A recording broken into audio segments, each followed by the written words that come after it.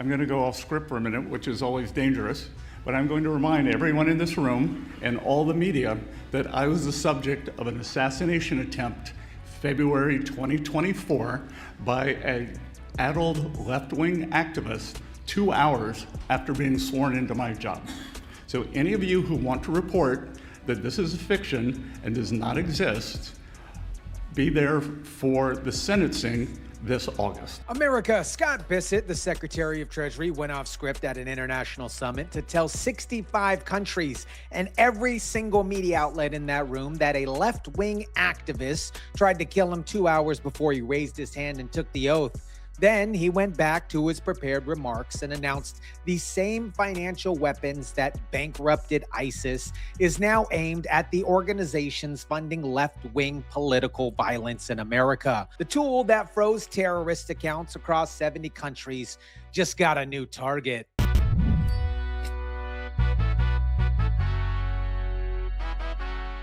It truly is an unprecedented event on an unprecedented issue, moment, I should say, in our history. Keeping our people safe is the reason why every country represented here has all of these things. What is up, guys? Tyson DeLaCruz here. Thank you so much for rocking with me. July 16th, State Department, Washington, D.C. Marco Rubio, America's top diplomat, convened with his own team called Unprecedented. Over 65 countries sent representatives. The purpose here, you guys, the United States formally declaring that the Western counterterrorism, the entire architecture that built after 9/11 to fight jihad extremists, had a blind spot.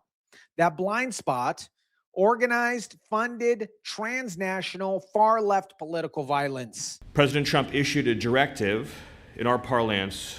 It's called a National Security Presidential Memorandum, or NSPM, NSPM 7 to be exact, that directs for the first time in American history all of our law enforcement and intelligence agencies to work together to disrupt, identify, defund, debank, arrest, and prosecute these political terrorists that are operating in our country. Let me walk you through those 5 verbs you hear, you guys. We're talking about disrupt, identify, defund, debank, arrest, and prosecute. The financial weapons comes before the handcuffs, okay?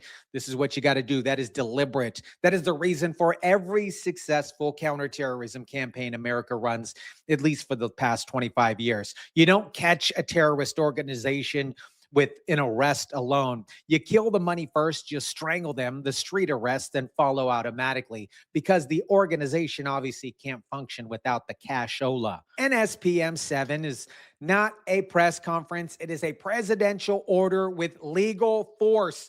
Legal force, you guys. Every intelligence agency, every law enforcement body, all of them pointed in the same direction here. Now we got to talk about the mechanism. This is the part that you'll be able to explain to people. So, pay attention. Through our Office of Foreign Assets Control, the Financial Crimes Enforcement Network, and IRS-CI, we have spent decades developing the world's most sophisticated financial counterterrorism capabilities.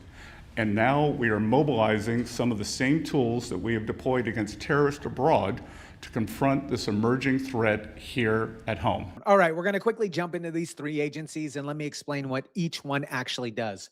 OFAC, okay? It is the Office of Foreign Assets Control. It is the team that froze ISIS accounts. When OFAC designates a target, that target loses access to the entire U.S. financial system. We're talking about no banks, no wire transfers, no ability to move money through institutions. So like from a Wells Fargo to a Bank of America or a Chase, every single dollar, it's frozen. They've already done this to 17 sham charities that used the money and funneled it directly to Hamas. They know how to do this. They've been doing this for years, and they just got a new list. And the next one, you guys, is FinCEN, the Financial Crimes Enforcement Network. They basically monitor every suspicious transaction moving through American banking systems, okay? They monitor, Wells Fargo's transactions, Bank of America, all this other stuff. Unusual wire patterns, structured deposits designed to avoid detection, money moving through shell companies, so basically fake companies. FinCEN sees it. They flag the account. The investigators they know about it. The last one is the IRS Investigations Unit. That is the enforcement arm of the IRS, and they have been tasked specifically with examining nonprofits. We've talked about the nonprofits a lot lately. Organizations basically with tax exempt status, the kind that accepts your donations when you check out at the Kroger grocery store. They're like, hey, you want to donate 75 cents to people on the streets or whatever the scenario is? It's a charitable organization. The IRS is now asking, where did all the money go? Together, those three agencies are the most powerful, you guys, financial surveillance apparatus ever built. It took down the finances of jihadist networks across 70 countries. Now, you guys, it is aimed at American-based organizations. Here's the honest version because it absolutely matters here. Stephen Miller. How many of you guys like Stephen Miller? If you like Stephen Miller, drop it down in the chat down below. Stephen Miller stood at that same podium and acknowledged it himself. This kind of power was dangerous when the Biden administration held it.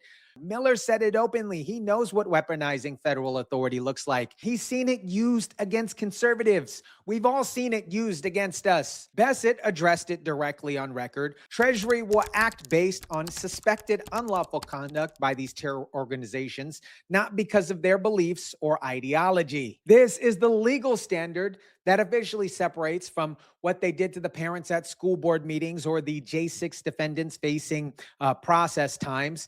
Conduct, money flowing through safe houses, travel funds for people arrested assaulting federal officers, bail funds for people convicted of attacking ICE. Not a bumper sticker here, you guys. Not a bumper sticker that goes on the back of a Subaru. Not an ideology. Documented transactions to documented violence. I'm giving you that distinction because it is absolutely real and because Bessent said it on camera in front of 65 governments with that sentence. And here, my friends, is the historical data that Rubio dropped that should have been the top line of every single network.